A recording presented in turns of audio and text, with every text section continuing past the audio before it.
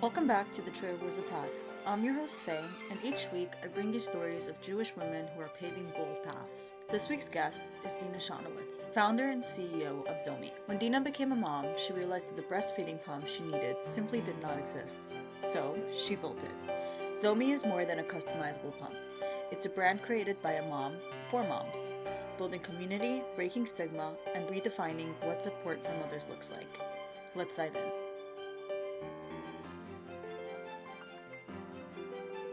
Dina, welcome to the TrailBLAZER Pod. Thanks so much for being here. How are you? Good. How are you? Thanks for. I'm good, thank you.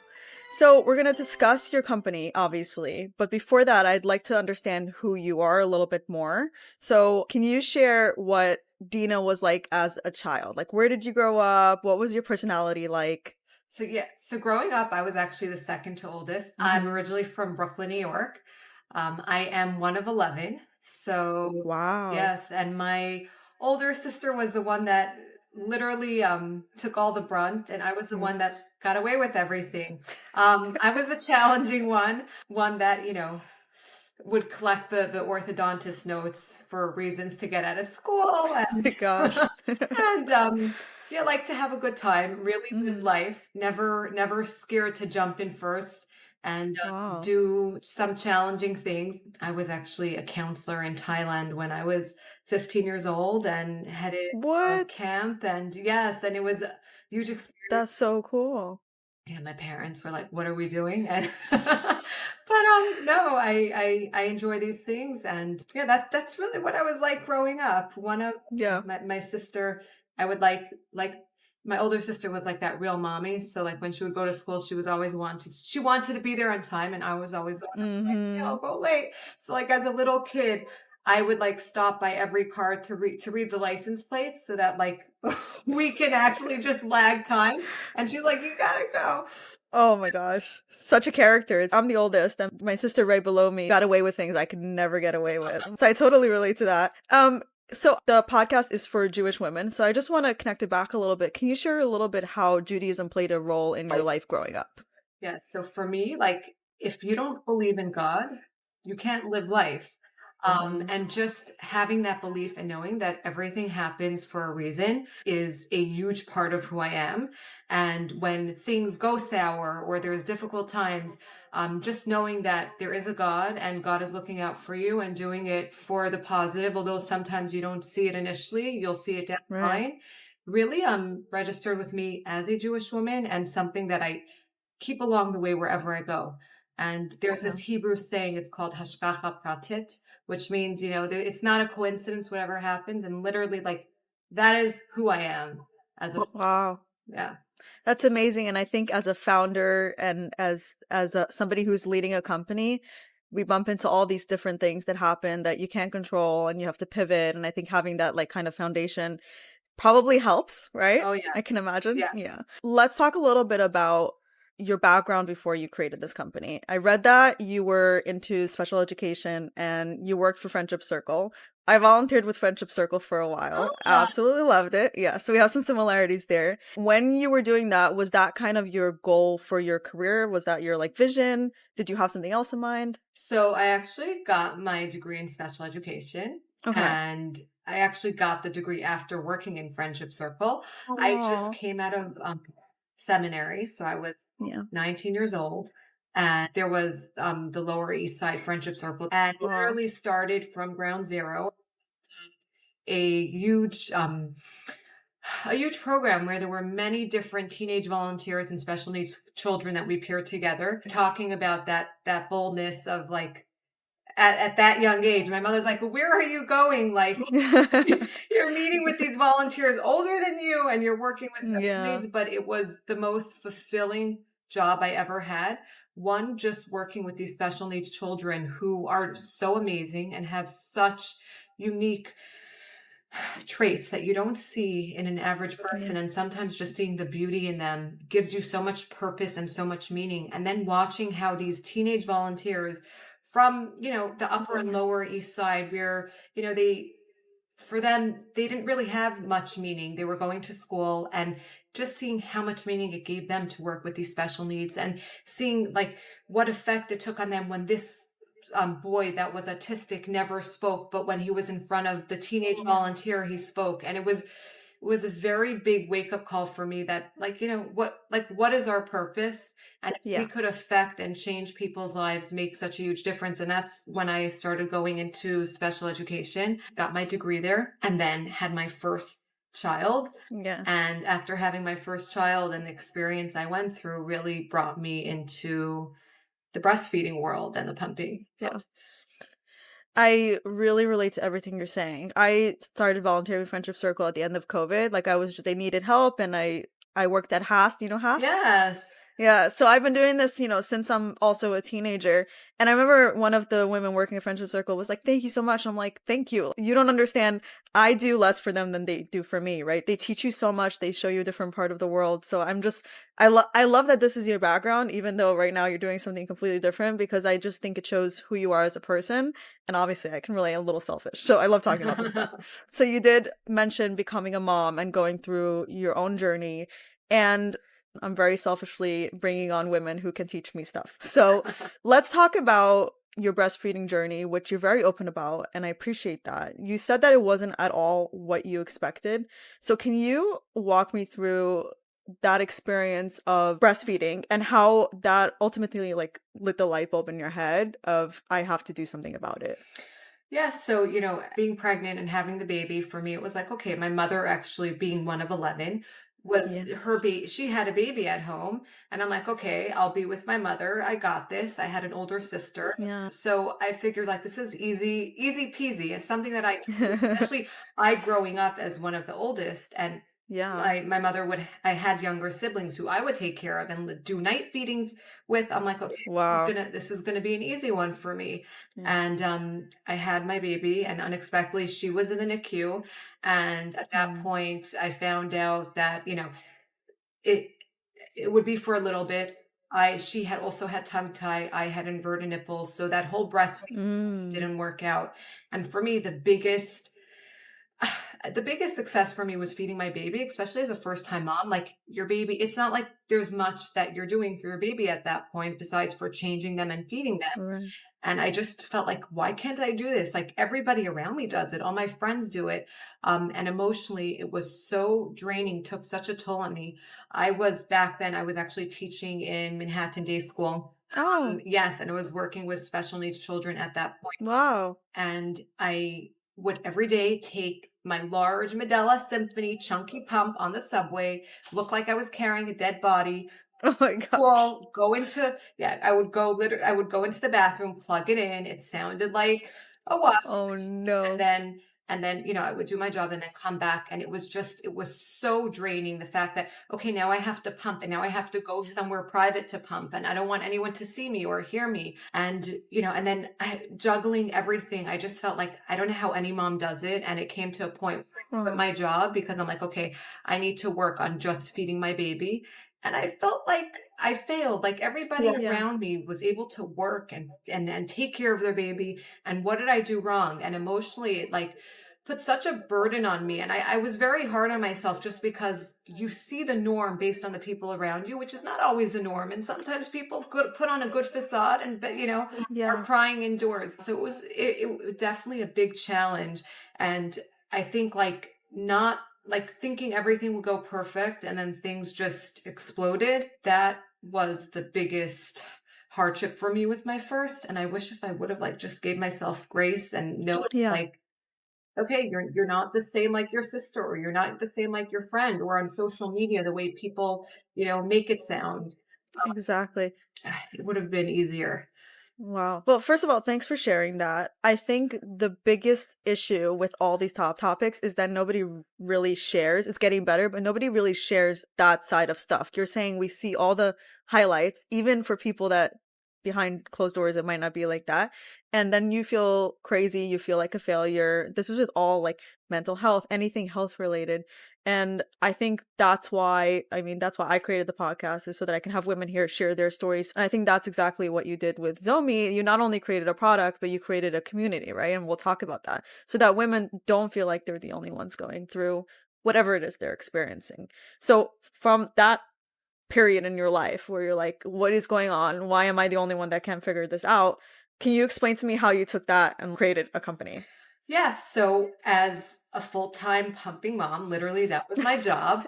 I was married to that pump, and day in, day out, many times a day, would be using that pump. And I'm like, why can't this pump be more customizable in terms of like Mhm. speeds and suction levels, as well as portability was a huge one, like, not being plugged into the Yeah. wall. And at the same time, most pumps pump both breasts at the same time. And I was always one that would have to single pump because Mm. each breast would respond to each other, which would give me a quicker letdown. And I'm like, why can't there be an Wow. alternate mode? Instead of pumping both breasts at the same time, it alternates from side to side. And, why can't there be a nipple correction mode for those moms that have flat or inverted nipples like myself? And there were a few different features that I just felt like, not every mom is the same. And in Yeah. general, I always say, like, it's like running shoes. What is comfortable for one Right. is uncomfortable for the next. And same thing with every mom is so different. No mom wears that same pair of pants or it doesn't fit her that same way. And that's really what really got me into it is like, I would have such a better experience if I had these features. Let me try to add it into my pump because there was nothing back in the day, which was so Hmm. long ago, but it's amazing to see in the last 3, 4 years how much, Wow. have came into the market. But before then, when we brought Zomee in 7 years ago, there wasn't much. And let's try and make this happen so that moms could have a better experience. And no mom should face that hardship that I faced of having to take this large pump and plug it into the bathroom because you don't have anything portable. Yeah, and that's really when that light bulb went on, and I'm like, I'm going to do this. In general, when I see a purpose and I feel that there's a mission, I jump towards it and see, okay, if I can change those lives based on my experience, that would be very impactful. And that's really, yeah. I think that's so cool because I think a lot of us would use that pump and be like, oh, this is horrible. There's nothing better out there. I guess I'm just going to have to make do. And then there's people like you who are like, no, I'm not going to make do. I'm going to make something better. And that's what, entrepreneurs are like. And you sound, obviously, you need to be a little bit creative to be able to think about making basically something from scratch, right? I Right. think for you, it sounds like it goes back to like you mentioned purpose earlier. Like if you have a purpose, you have a why. It's like obviously you're going to do something about it. Thank you. So, for those of us who don't know about Zomee, can you share how it actually did revolutionize the breastfeeding pump? Yes. So if I were to say one thing about Zomee, and the goal more than anything was one, create a pump that's more customizable for many moms' needs and not just same old that is great for Yeah. some moms and not great for others. So one thing that we really created within our pump line is pumps that are all going to be portable, rechargeable, easy to carry around, but at the same time effective. Durability, we want quality because pumps need to last. So all our pumps have a 2-year warranty. And then we also have Oh, additional features from we have a larger customization of speeds, which is how many sucks per minute, as well as suction, so that moms could really customize it according to what their body feels is most comfortable for them. We also have a very large variety of flanges. So if for all those that don't know what a flange is, the breast shield or flange, this goes on the breast and it is customized according to what ah, each nipple size is to get the best output. So we have a large variety from 13 millimeter all the way up to 32 millimeter. So for those wow. that need that habit. We're actually also the only company that has 4 sizes included in the box versus most companies have 1 or 2 sizes because again, every mom is not the same. And some moms' nipples may be 2 different sizes. One side is Mm, one and the other is a yeah, different one. And the sizing really helps with output and performance as well as comfort. So we have that. We also have our perfect fit promise, which if mom needs a different size than what's in the box, we will provide it free of charge because we believe it's every amazing. mom should get that. And then we also have our mom line, which is a very huge aspect of our company is aside for getting the product and having something that works is having that support. And our mom line is all moms that have been there, Yeah, done that, and really are so given over emotionally to these moms. They care and want to help the moms, knowing that this is, the beginning of a different, yeah, the journey of a breastfeeding journey initially when mom starts is so difficult and there's so many different surprises on the way. So, and that's really our goal more than anything is aside for just, technical support, also yeah. have emotional support and help these moms. Believe it or not, there's so many moms that early postpartum aren't talking to anyone, and the only one that they're talking to is that mom behind customer service. Wow. And it just fills their bucket knowing that there's somebody that's giving them that encouragement and support and telling them they are doing a good job, even when their baby's crying and not latching on. So that has meant a lot to me as well. Yeah. I think that's so special. And I was going to ask you about that because I read women talking about it. And it's just like, it was amazing to me because you really, that's what I was referring to when I said you really created this community that people don't feel alone. Instead of kind of talking to like a customer service representative, you made it very human and very much basically, it sounds like your initial purpose of creating Zomee and your initial struggles, you stayed very authentic to it throughout. Yes, no, 100%. And the biggest, like, I guess the biggest encouragement for me when things, let's just say, aren't going as planned is when I get an Yeah. email from a mom saying how Zomee helped her, Yeah. successfully pump or successfully feed baby. And that really gives you that like strength to continue knowing how much you're affecting Absolutely. these moms and making a difference. So Yeah.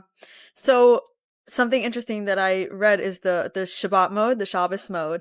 And can you just share it? Because I think that's so cool that you're really like also catering to Jewish Orthodox women. Where did that come from? sure. So I myself would always have my babies on nursing strikes, specifically over the weekend where they wouldn't eat and I was engorged and would easily get mastitis. And for me, it's like I never had that pump to extract me on Shabbos. And Yeah. that was really what pushed us to get this going, just because there's so many women that need that pump. Babies in the NICU, babies going under, has a procedure that they're undergoing in the hospital and can't feed directly from mom. So, as an Orthodox Jewish woman, I felt that this is just something I have to add onto our pumps. And we worked through the process. It wasn't easy getting the approval from the rabbis as well, because, aside for just making Right. it one that mom does not have to operate on Shabbos and something that she could prepare beforehand by setting it sort of like a clock that you can set, like a timer that you can set your Mm. lights to turn on a certain time during the day on Shabbos. So same concept with the pump. You could customize it to turn on every 3 hours for X amount of Oh, minutes. wow.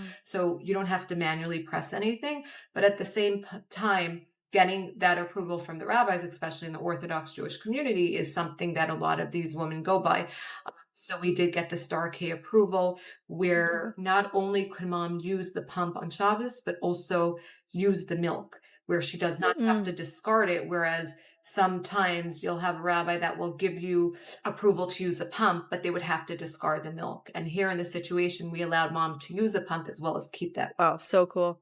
So is it only Jewish women that use this, or do you find that other women use it as well for other purposes besides Yes, Shabbos? believe it or not, we do. Some Yeah. moms like that timer aspect of, okay, every Yeah. 3 hours, I want that pump to go on. So I know I have to So pump. cool. So yeah, no, really worked to everyone's advantage. So It's amazing. So, and the other thing that I found really interesting is the Boober tour. So I think this is more recent, right? yes, Okay, so I just saw photos. I think it's amazing. Whoever's doing your marketing, I don't know if you're involved with that. Amazing job. So great team. can you share about that? Yes.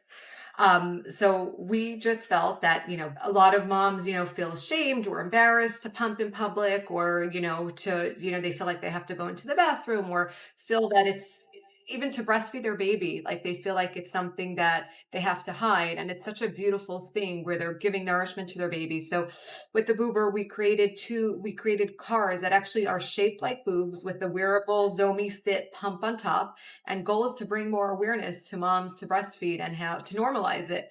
And with these boobers, we actually go to different events, to baby events, as well as we're, doing different events at hospitals. We also have a baby shower program where moms will send us their invitations for their baby Oh, shower, and we'll do some surprise and delights with the boobers when that's they so come to cute. give them their little gifts. So yeah, definitely a fun thing that our team created. And Wow. yeah, and What a creative way to like kind of break that stigma. yes, It's like really in your face, like this is okay. I love that. yes. Um, so we talked a little bit about Zomee, but I want to ask you more about being a founder because that's, you became a founder of an incredible company. What were some of the biggest surprises or things that you never expected to come out of Zomee? I would say paying attention to every single detail and knowing how it's so important. Like you think a pump, okay, I'll have that strong suction and the portability and it'll be good. But from the shape of the flange to the size of the flange to the rhythm to the different levels. There's so many small, fine details that you really have to be very in tune with and really stay on top of. And I think that was like one big thing that I didn't expect how long and lengthy the process would take, but definitely one, especially when you're trying to cater towards moms and make it as perfect as possible. That's what you're going to experience. But at the same time, something that I realized that I discovered is moms are all engineers. And by us getting feedback from moms, and I would say the biggest feedback we get is from moms and lactation consultants. And that's how we improve our products, because we take those feedback, the feedback, and we actually improve versus just put it in the suggestion box. I think that was huge, because there's nobody like moms using it themselves that will know what can really help and benefit mom, versus you'll see all these gimmicks and bells and whistles that these new companies are doing that one of their engineers thought is a great idea and they put it on, but wasn't actually tested by these moms that can give you the feedback of, did it work? And at the end of the day, moms all want something quick, more milk, less time. They don't want to be bound to the pump no matter how beautiful the pump is. And that was really the goal of how we can make the pump more effective. Yeah. And going back to your question, I think that the feedback that we did get from, these moms and lactation consultants really helped us grow to where we are today. I think as founders, you have to learn really quickly not like to put your ego aside, right? Like not, okay, I created this, but it's never going to be the version that you actually want it to be without people giving constructive criticism or feedback. And you got to grow a pretty thick skin really quickly, huh? And that's yes. And that's true. Sometimes brands think that you can always grow, even always. And even if you thought it's perfect, you can always make it better. And that's really, yes. So you mentioned earlier, you get these emails and, when things are going not so great, this is what keeps you going. But you are a pretty founder facing brand, right? Like if you go on your social, you're pretty much in a lot of posts. If you go on the website, you're right there. I'm curious, was that your goal in the first place, or did that evolve naturally where people were like, who is behind this? What is going on? I'm curious what your decision there was. Yeah, in the beginning, I actually thought I'd be incognito and, behind the scenes, and wasn't really, I wasn't, I don't think I was ready to like show my face, to the world. I thought it would be something more like brand driven. But when I realized what an impact I have on these moms, and a product that's made by moms for moms has such a, means a lot to mothers, I felt like I will definitely step more in the front lines, and had really amazing experiences from just, being there and working with moms directly at shows, lactation consultants in hospitals, really like has been so valuable, so helpful. Yeah, for the podcast, I really struggled to make this live because I was like, I don't want people seeing my face. I just want them seeing my guest's face, and just not how it works, right? Yeah. Thank you. I'm just like, I'm so much better now, but I was really just like, I didn't like compliments, like all that stuff. But you learn along the way. But I think when a founder story resonates with their product, it's almost crucial to have them share their story. It's like, why does this exist, right? As a founder, obviously you're a leader. Were you naturally a leader, or is that something you had to learn? I was a leader growing up, in school. Yeah. Okay. In my class. Yes. Definitely in different ways. So I definitely had to learn a lot. I have a big imagination, and sometimes just, having to know when to get back to reality. Okay, so it makes sense. I love that. So one last question I want to ask you about being a founder. A question I like to ask women who have companies is, how do you deal with getting no's? Like, how do you pick yourself back up and continue? And I know I read about your experience. At first, you were getting quite a lot of no's until you got the yes, and it happened. Yeah. So can you share some advice? Sure. And I'll bring this up because this is a Jewish podcast where you've got Jewish women listening to. It's actually my first meeting I ever had. I had a company tell me to come. They're interested. And my baby was 2 weeks postpartum. And I'm like, I'm getting on this flight. I'm going to do this. Mind you, this is like in the hills in Texas where you've got like mountains are going up and down. And I'm like, what am I doing? I got to this place, and there was a guy there, and I am an Orthodox Jewish woman. And the guy put out his hand, and I said, I'm an Orthodox Jewish woman. I don't shake aside from my family members, I don't shake Yeah. other people's hands. And he said, get out. And I remember when he told me to get out, Wow. I'm like, are you serious? And going back to my values, I said, okay, everything happens for a reason. Oh my God. This is insane. I have a 2-week-old at home. I came all the way down, took a stopover to get to the place I got. And then because I didn't shake someone's hand, because I stood by my values, I got turned down.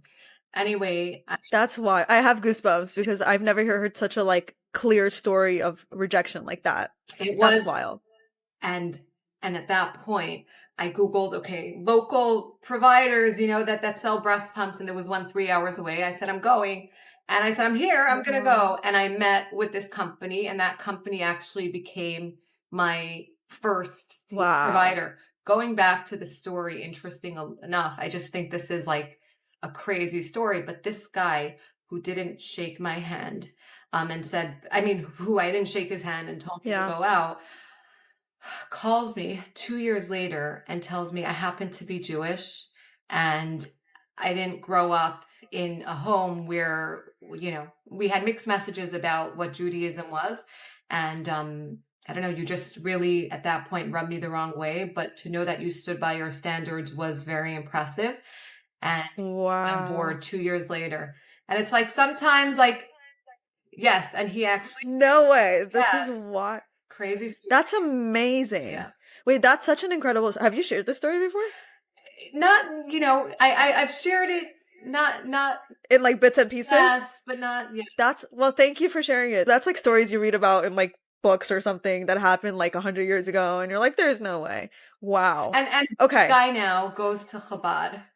Believe it or not, that's how far this whole, yes. Wow. So it just kept going, Yeah, this story. yeah, and we're in That's touch, amazing. yeah, so. Okay. Perfect way to answer the question. Yeah. Thank you. So I always end off my podcast asking my guests what being a trailblazer means to you. And what I love about you is you physically made something new that didn't ever exist in the world before, right? So it's a very visceral path that you blazed. So I think it's a very clear answer, but I want to ask in your words, when you think of trailblazer, what do you think of? Think of filling in the gaps where people feel like, oh, it's okay, this is how it is. Like Right. sometimes when there's something that you feel needs to be changed, you actually will go and change it, especially when it had to do with your situation. For the fact, for me, Yeah. I felt I didn't have a pump that was really catered towards my needs. And I said, I'm going to just step up and make this happen. Not knowing anything about pumps, coming from a background in special education. Yeah. And me and my husband looked back and laughed because when we brought in our first container of pumps, I looked at my husband. I'm like, what did we just do? Who's buying me? And then, like, you get your feet wet and again, believing in God, knowing that he's looking out for the best of you and knowing that like, that's something that you have really helps you through. So. Amazing. Yeah. So I have to say personally, like as a Jewish woman and as a woman in business, I'm truly inspired by you. I think I personally learned a lot, and I'm so excited for people to hear your story and how you went about this and how you deal with rejection and how you keep going because of the values that you have and because of your why. So Dina, thank you so much for joining me today. It was such an honor. Thank you for having me. Thank you.